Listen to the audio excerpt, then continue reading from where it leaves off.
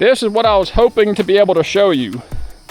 People keep hammering me saying, can't you just plant that rice in standing water? A vertical raised rib down it, real waxy look to it, whereas the rice is a smooth, more grass-like blade. July 4th. There you go, happy July 4th. Checking on the swamps here real quick before we go have some lake fun. This swamp was planted June 10th. To give you a bearing. So we're not quite at a month here yet, but people seem to like the updates. So I wanted to give you an update, and boom! Brought to you in part by Deep River Sporting Clays. Safe, fun, family entertainment.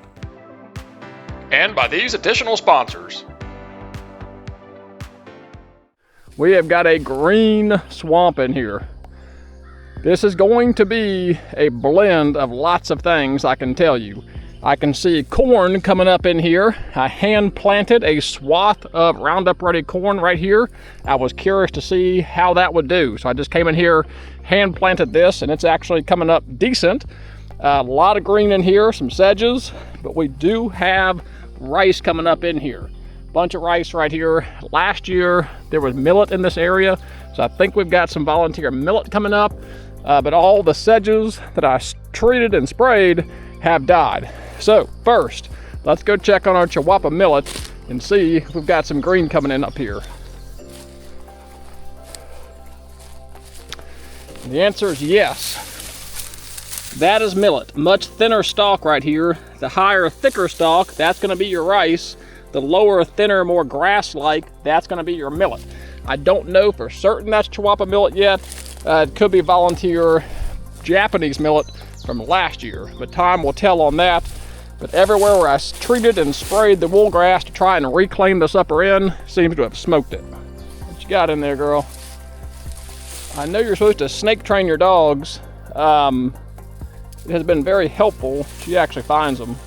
A couple times now she has rooted out a snake and kicked them out of log jams and things. So far she hasn't been bit, but it's very helpful to have a dog that finds them before you do. But let's walk around here and see what we've got. A lot of the green weeds you see is actually a knotweed, smartweed coming in. This is duck food. I have no problem with that whatsoever. So this is a variety of smartweed or knotweed. You can actually see the individual knots right here on the plant. That's how you can ID it, as well as the leaf structure. And then eventually, of course, will flower out. Oh, there it is right there. It'll actually flower out and produce a little seed head.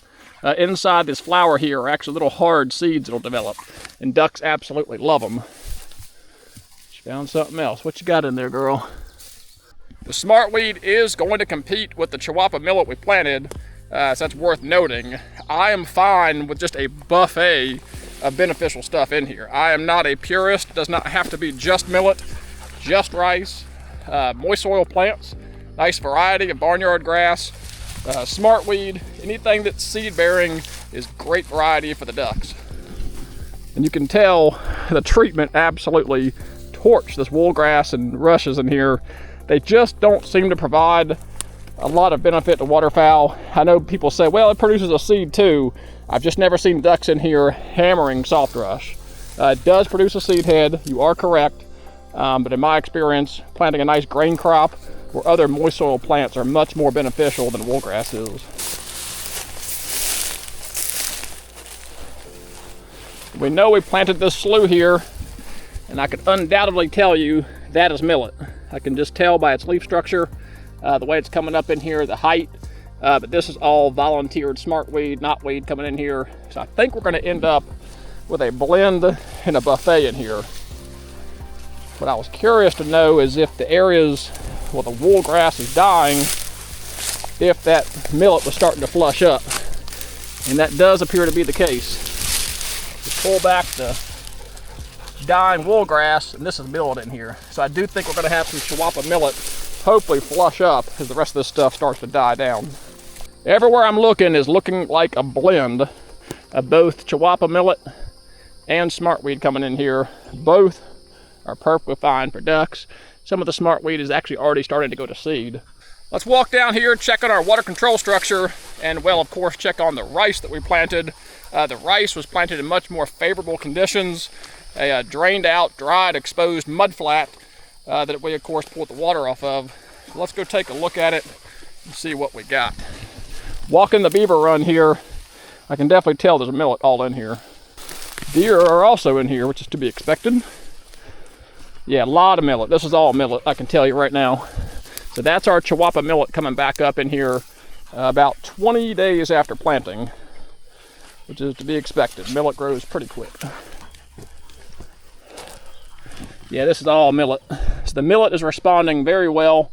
You get out here to the larger, thicker blades, and that's going to be your rice. So we're going to have a blend in here of both rice and Chiwapa millet, and maybe even some millet from last year volunteering. And over time, you'll just learn the different growth habits of different plants. I can tell you with certainty that this is rice right here.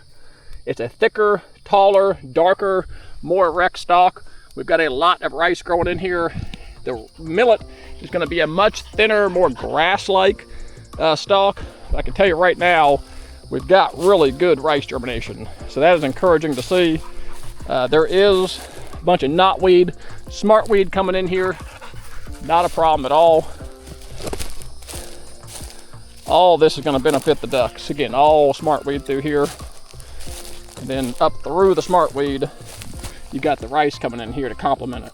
So the goal is for the rice to get up above the smartweed, start putting on ahead, and then your knotweed, of course, down below it. Got a turkey feather in here. Turkeys love to get in these drained swamps. A lot of food in here for them. This is what you want. A nice, thick, uniformly covered green bottom, a lot of rice, a lot of knotweed. That is all food for the ducks. This is what I was hoping to be able to show you. People keep hammering me saying, can't you just plant that rice in standing water? This area right here was completely seeded with rice. It had about 2 to 4 inches of water sitting on it depending. And well, look at the result. We have got a couple pieces of rice scattered in here, but what else? A lot of bare mud where the rice just didn't take. Rice does not like to be under thick water. I'm telling you folks, you really need to have a nice exposed mud flat, real soupy, maybe an inch of water at the most. Rice just does not like staying in that standing water. So this was definitely a couple inches of water the rice was put into, and well, you can see the results of it. The rice is just not very productive in here. It's not hard, but there is nuance to it. People get a little bit opinionated about it, but I've been doing it long enough now, I can tell you what works and what doesn't work. The rice needs to have exposed mud to maximize its productivity. Inch or 2 of water at most. You can seed it into deep water as long as you pull that water back off of it. But right here, you can see the glaring difference between nutsedge, which has a rib on it. It's actually a vertical raised rib down it, real waxy look to it, whereas the rice is a smooth, more grass-like blade. So you'll learn over time to kind of differentiate what's what. Of course, smartweed is a broadleaf, so this is the smartweed, this is rice, and this is going to be your nutsedge, that real waxy coating with the rib on it. This dog is hot. Let's go get you some water. And I am very pleased to see that my beaver cage has not even been touched.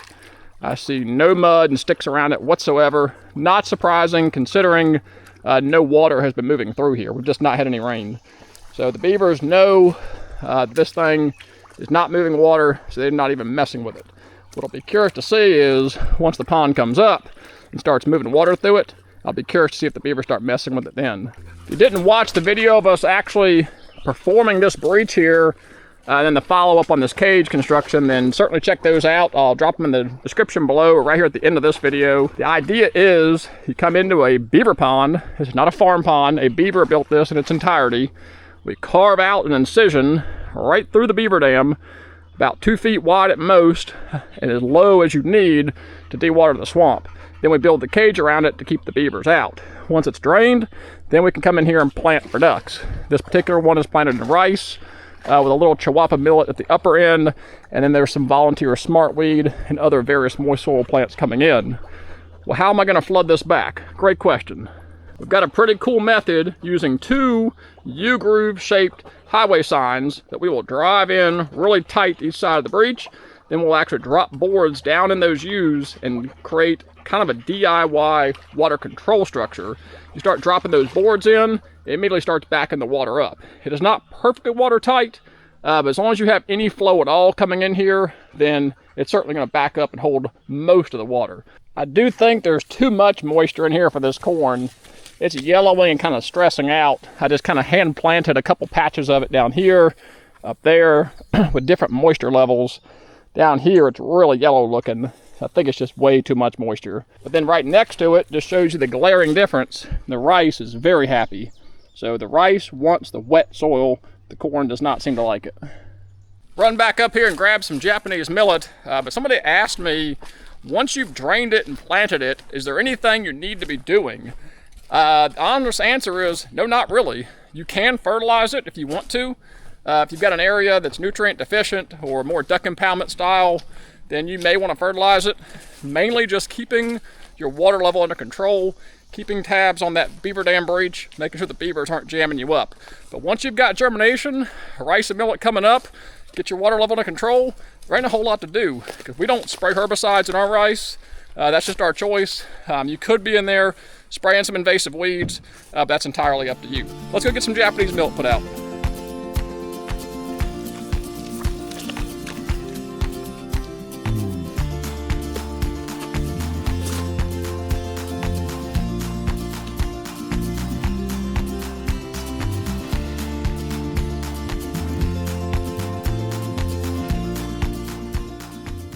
Not much area, but just touching it up with some Japanese millet. Now the water has fully drained, we got some evaporation. Just walking around, touching it up. Millet's pretty cheap. It loves this exposed mud just like the rice does. This is a pretty good size area. Again, the rice got seeded into this. It was about 4 inches deep at time of planting. The water didn't come off quick enough for the rice to flush up. So you need to get your water off, expose that mud flat. You get very, very little germination. You want to touch it up, a little bit more Japanese millet.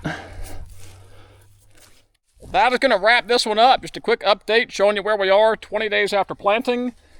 Showing you some of the corn that we planted here by hand. Just curious how that turns out. Looks a little yellow. Something's going on there. Probably nutrient deficiency. Maybe too wet. We'll find out. A lot of volunteer things at the upper end. Be curious to see how this turns out, because this swamp was actually lower quicker than we anticipated because we were working on that drain down there. But there's a lot of rice at that lower end. So curious to see how this thing nets out. Just got done touching up some bare areas with some Japanese millet, even seeding some of these dead areas that we treated. Hopefully that millet will flush up.